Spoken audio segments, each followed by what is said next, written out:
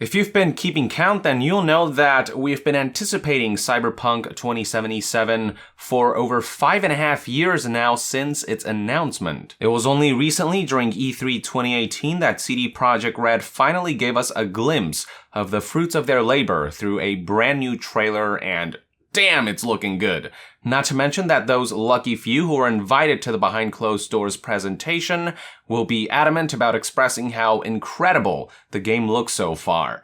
But if what CD Projekt Red and Cyberpunk 2020 creator Mike Pondsmith have recently suggested is anything to go by, it would seem as though the game is still a few years out, and many are understandably wondering what the hell is taking so long.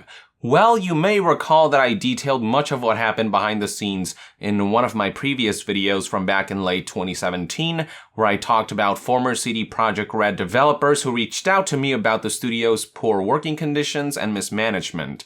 I talked about how, according to my sources, the studio chewed on more than they could swallow by taking on both Witcher 3 and Cyberpunk 2077 development in parallel, resulting in the latter being shelved away until late 2015, close to 3 years after its announcement, how the success of Witcher 3 set the bar for Cyberpunk 2077 so high that its ambitions vastly outreached the studio's capabilities, how development was further hampered by the realization in late 2016 that they needed to create a brand new engine to bring this game to life, how much of the work done prior to late 2016 was discarded and much of the team was reshuffled, how much of the game's original vision in terms of world, the protagonist, classes, mechanics, etc. were scaled down, how miscommunication from leads and producers, poor documentation, and in-office politics as well as the frequent employee departures and rotation led to further delays,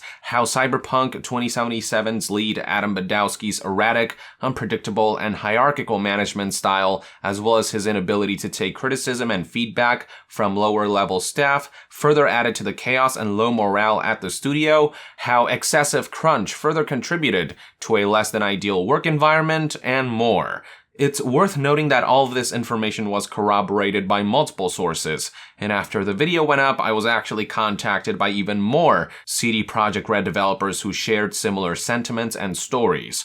I should also remind you that when CD Projekt Red responded to these allegations regarding morale at the studio, they never flat out denied anything. They simply said that they have a certain way of doing things, that they strive to reinvent the wheel with each of their games, and that their approach for making these kinds of games is not for everyone.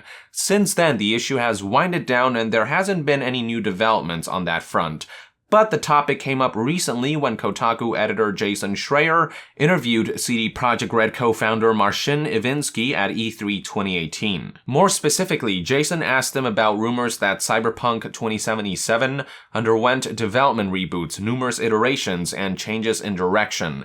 And here's how Marcin responded. And then there were some rumors that there were reboots, that you guys changed direction of Cyberpunk. Is that true?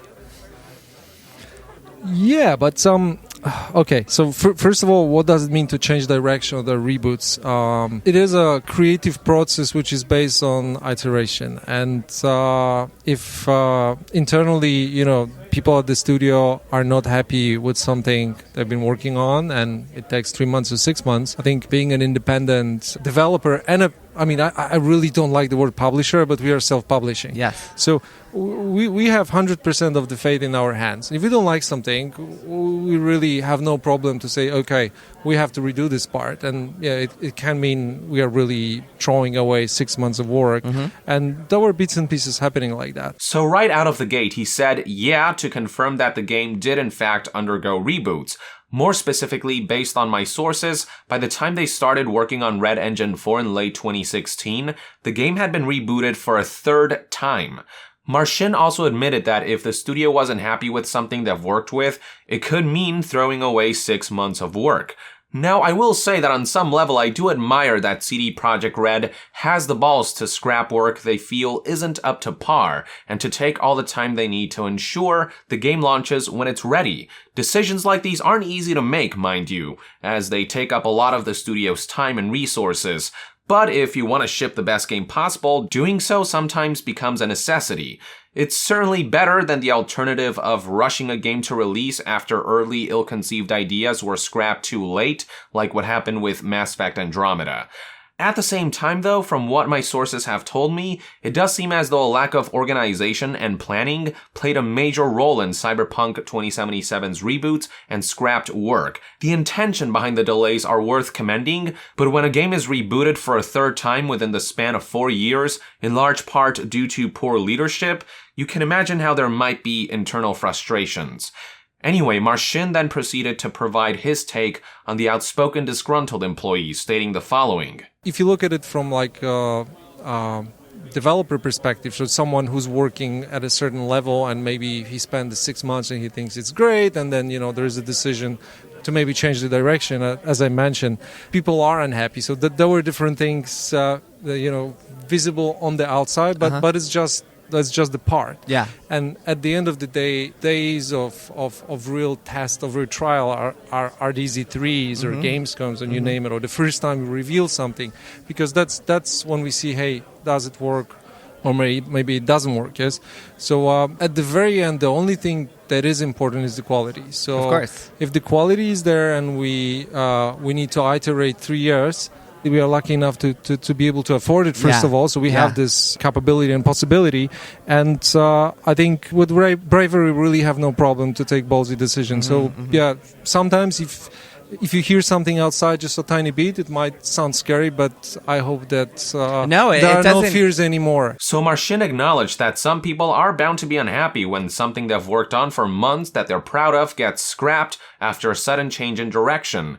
But the developers I've talked to were at the studio for many years, and their biggest qualm was that CD Projekt Red didn't seem to be making a conceited effort to course correct their inefficient methods. Even in the Witcher days, it was apparently not an uncommon occurrence to see months of work getting scrapped because of miscommunication, or because leads wouldn't clearly convey exactly what they wanted, resulting in wasted manpower, time, and resources. The feedback that I got months ago was that the studio has operated one way for a very long time and haven't been willing to adapt based on employee feedback.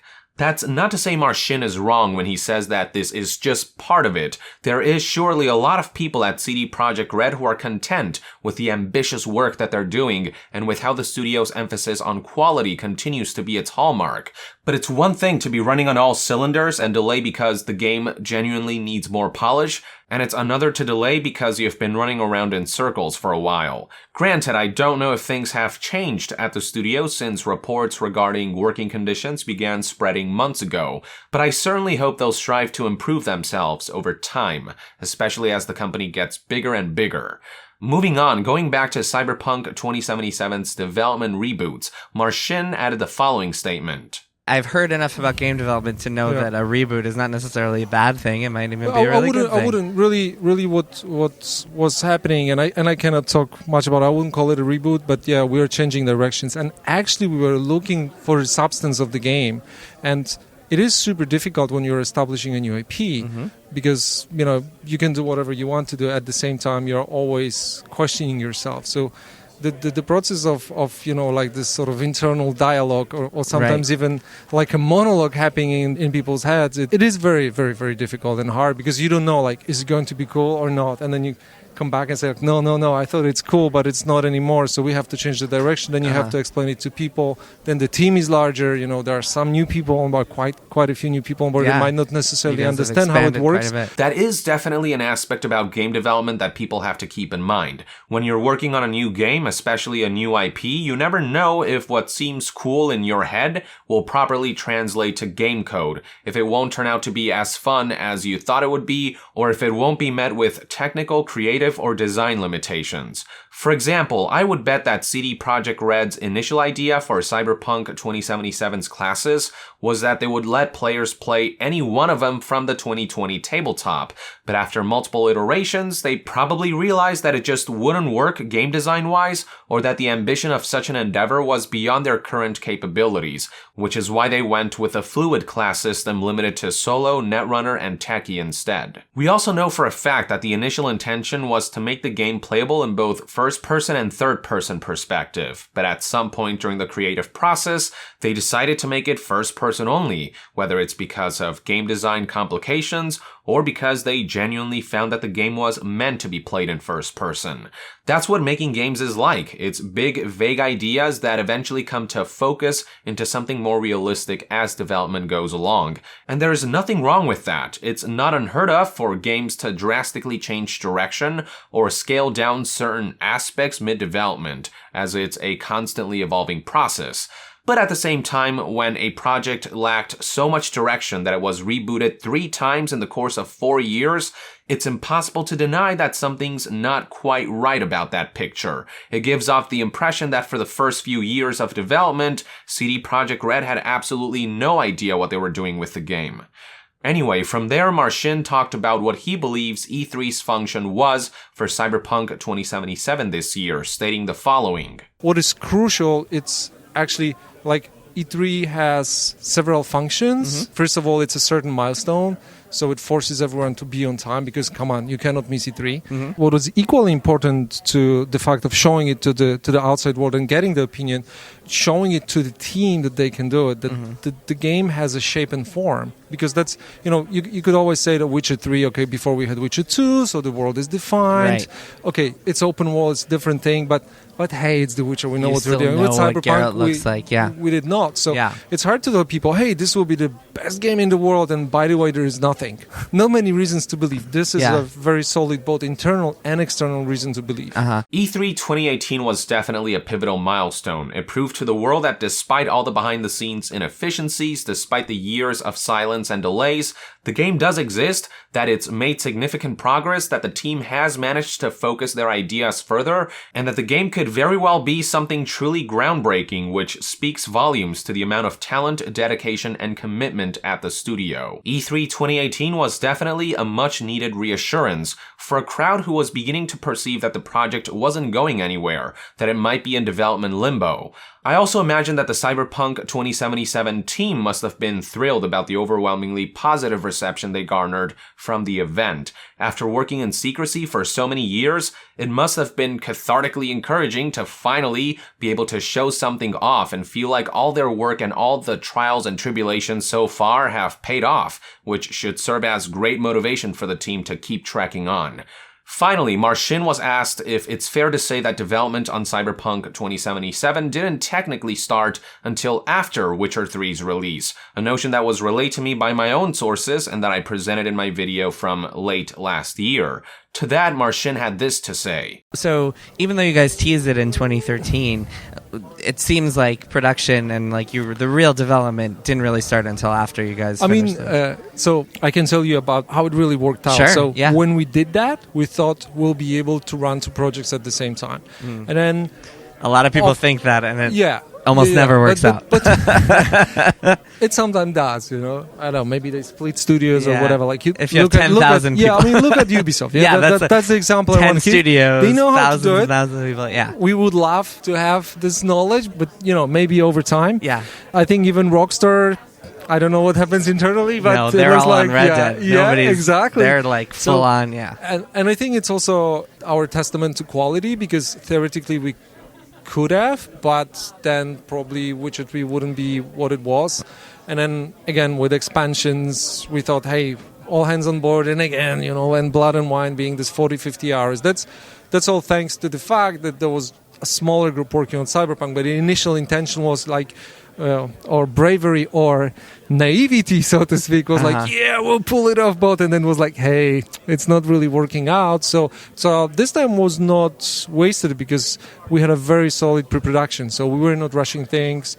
There was a lot of thinking about the world, about the setting, on the concepts and whatnot. So this really helped them, to accelerate much faster once we had the teams free after The Witcher 3. So Marcin actually admits that the studio made the mistake of thinking they could work on 2 major projects in parallel, though he did emphasize that he doesn't feel like time was wasted with Cyberpunk 2077 and that they had a solid pre-production for the game. The ex-developers that I talked to months ago didn't feel that way, though. The general sentiment was that much of the pre-production work prior to late 2016 turned out to be useless, as most of it got thrown out and went to waste. Now, CD Projekt Red is fortunately in a self-sufficient position where they can't afford to do a lot of trial and error, in large part because they made so much money from the Witcher series and are making so much money from GOG. The issue, however, was that for a while it was kind of like directionless trial and error, like throwing darts without a dartboard. But in recent years, especially with Witcher 3 out of the way, the studio does seem to have made a lot of progress, and again, what I saw at E3 2018 was nothing short of breathtaking.